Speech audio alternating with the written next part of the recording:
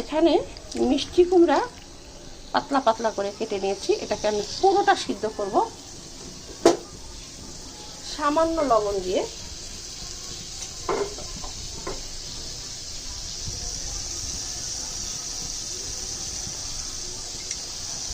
এই লবণটা দিয়ে এটাকে আমি পুরোটা সিদ্ধ করব।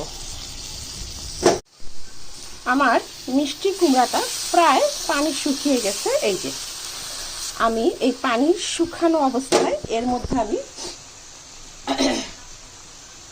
আটা অ্যাড করব।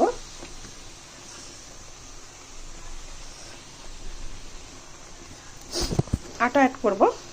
এই যে আমার জালটা একদম কমানো।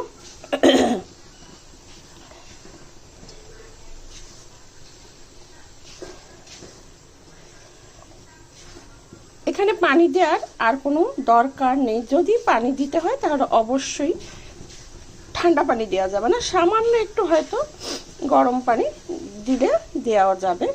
আর আমি এখানে যেহেতু লবণটা বলেছিলাম যে আমি শুধু মিষ্টি কুমড়ার জন্য দিচ্ছি, আটাটার ব্যালেন্সটা দেখার জন্য আমি এখন একটু চেক করব।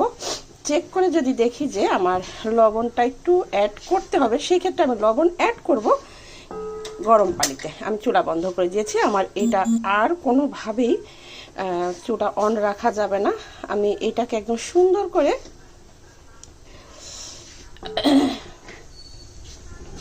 আমার হয়ে গেছে। আমি এটা একটু চেক করব যে লবণের পরিমাণটা ঠিক আছে কিনা। হ্যাঁ, এটা লবণের পরিমাণ যদি ঠিক থাকে তাহলে ওকে, আমি আর লবণ দিব না। কিন্তু যদি লবণ দিতে হয় আমি একটু গরম পানিতে লবণটা গুলিয়ে তারপরে দিব। ওকে।